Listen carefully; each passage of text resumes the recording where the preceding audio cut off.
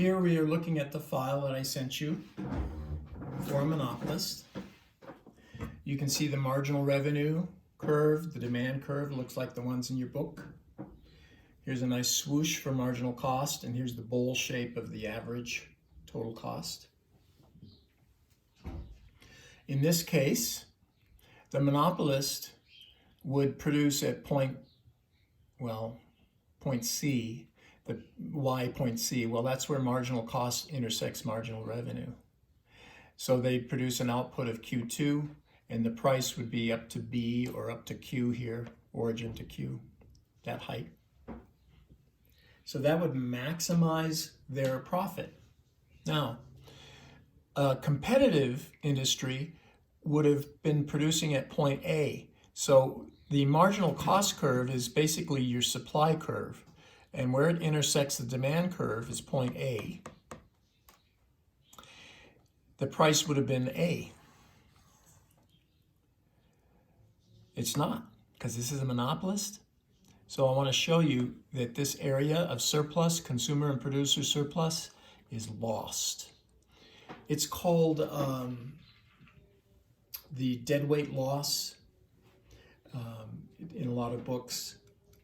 So the area CBA represents the net social benefit loss due to monopoly. So you could tell anyone who is interested, whether it's a judge or just people in general, that the monopoly damages society by that area.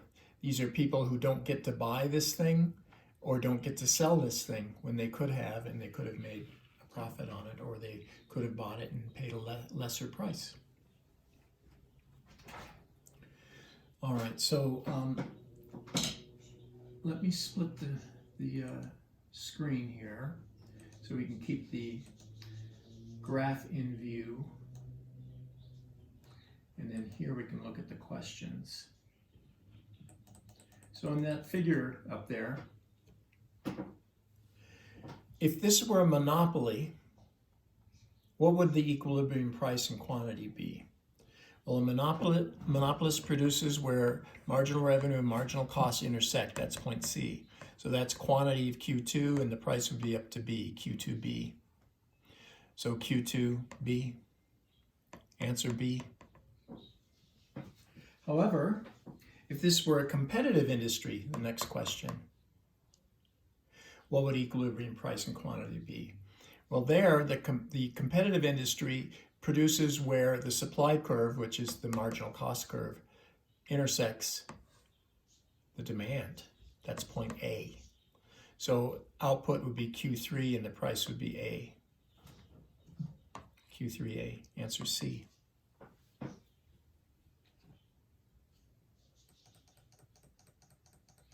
What would be the area that would represent the net social welfare loss to society? It's the loss of your consumer and producer surplus, the economic surplus there. So CBA.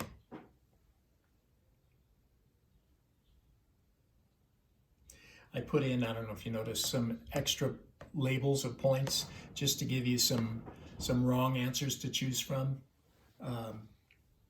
It doesn't do much good to test you on a problem that only has the right answers. So, I put in some spurious kinds of points and lines so that you have to show me that you know what you're doing.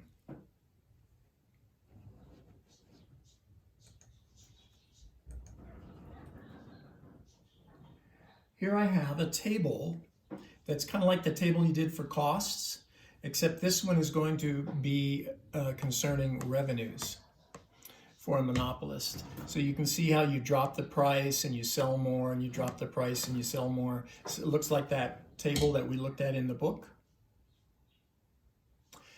See if you can fill in the blanks for total revenue. See if you can calculate the marginal revenue. Then I gave you some costs to go along with this so that you could compute where the optimal profit would be. In other words, where marginal revenue and marginal cost would be equal. And if you scroll down, I put the answers there. So you can check yourself. That's the answers to the table. What quantity of output maximizes profit? Well, you could just look at your profit and see total revenue minus total cost. Here's your profit.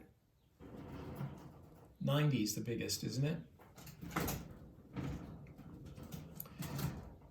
The easy way to find where your profit is maximized is to produce where marginal cost equals marginal revenue. So you see the marginal cost, 100, 80, 60, 50, etc., and then it starts climbing up, the swoosh type effect. Marginal revenue is declining, so you can see marginal revenue 100, marginal cost 60, marginal revenue 60, marginal cost 50, you'd produce those. Marginal revenue 20, marginal cost 70, you would not produce that. You'd lose $50 there. Can you see if you do, you lose $50? So you would stop there. So you produce 4 units. Answer would be 4. See, I kind of bolded it a little bit for you. Show you that was the answer. Let's split this so you can see the table.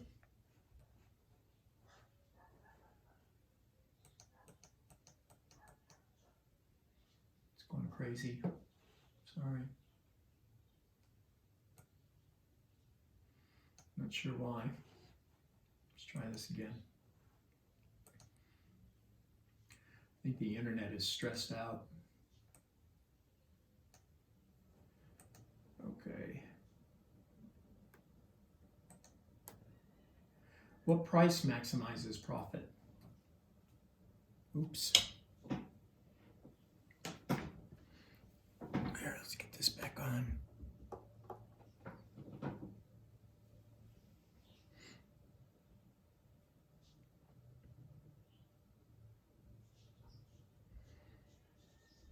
Whatever was happening on the internet made the screen go off. All right. What price maximizes profit? Well, it's the price that gives you an output of 4. That'd be 120.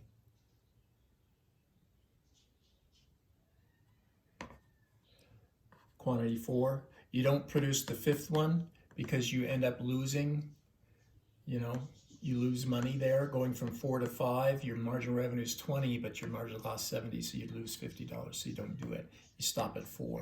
120, quantity 4. What would your profit be? 90. That's the next question. And that's the end of that file. Congratulations. We are sort of running out of time in the semester, and sometimes this happens where I don't get to go to chapter 14. But it seems like about half the time that happens in my face-to-face classes, and it's happening now with the coronavirus situation. So what I thought I might do is just ask maybe 3 or 4 questions only on the vocabulary from chapter 14, but that's all. That's all I'll test you on. Just 3 or 4 questions about the vocabulary.